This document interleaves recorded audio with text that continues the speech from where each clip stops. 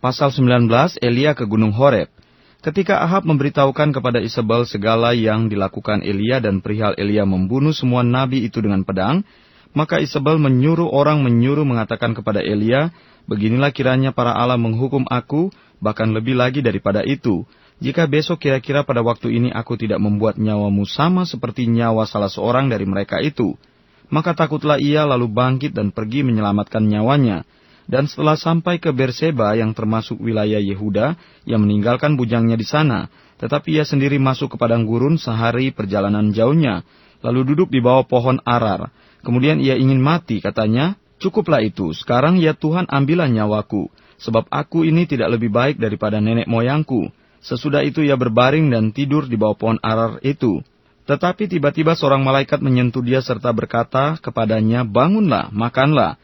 Ketika ia melihat sekitarnya, maka pada sebelah kepalanya ada roti bakar dan sebuah kendi berisi air.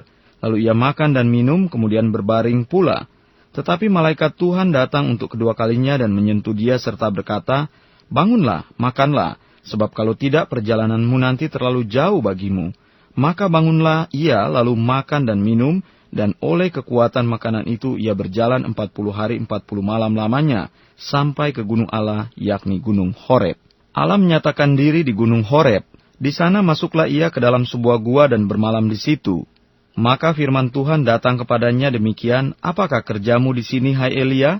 Jawabnya, "Aku bekerja segiat-giatnya bagi Tuhan Allah semesta alam, karena orang Israel meninggalkan perjanjianmu, meruntuhkan mesbah-mesbahmu dan membunuh nabi-nabimu dengan pedang. Hanya aku seorang dirilah yang masih hidup, dan mereka ingin mencabut nyawaku."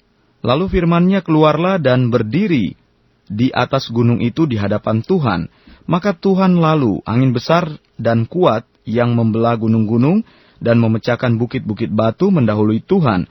Tetapi tidak ada Tuhan dalam angin itu. Dan sesudah angin itu datanglah gempa, tetapi tidak ada Tuhan dalam gempa itu. Dan sesudah gempa itu datanglah api, tetapi tidak ada Tuhan dalam api itu.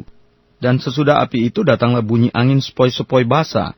Segera sesudah Elia mendengarnya, ia menyelubungi mukanya dengan jubahnya lalu pergi keluar dan berdiri di pintu gua itu. Maka datanglah suara kepadanya yang berbunyi, "Apa kerjamu di sini, hai Elia?" Jawabnya, "Aku bekerja segiat-giatnya bagi Tuhan Allah semesta alam, karena orang Israel meninggalkan perjanjianmu, meruntuhkan mesbah-mesbahmu dan membunuh nabi-nabimu dengan pedang. Hanya aku seorang dirilah yang masih hidup, dan mereka ingin mencabut nyawaku." Firman Tuhan kepadanya, "Pergilah, kembalilah ke jalanmu melalui padang gurun ke Damsik, dan setelah engkau sampai, engkau harus mengurapi Hasael menjadi raja atas Aram. Juga Yehu cucu Nimsi haruslah kau urapi menjadi raja atas Israel, dan Elisa bin Safat dari Abel Mehola harus kau urapi menjadi nabi menggantikan engkau. Maka siapa yang terluput dari pedang Hasael akan dibunuh oleh Yehu, dan siapa yang terluput dari pedang Yehu akan dibunuh oleh Elisa. Tetapi aku akan meninggalkan 7.000 orang di Israel, yakni semua orang yang tidak sujud menyembah Baal dan yang mulutnya tidak mencium dia." Elisa terpanggil. Setelah Elia pergi dari sana, ia bertemu dengan Elisa bin Safat yang sedang membajak dengan 12 pasang lembu, sedang ia sendiri mengemudikan yang ke-12.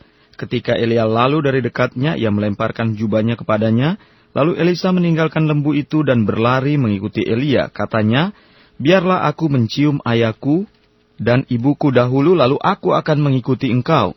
Jawabnya kepadanya, "Baiklah, pulanglah dahulu dan ingatlah apa yang telah kuperbuat kepadamu."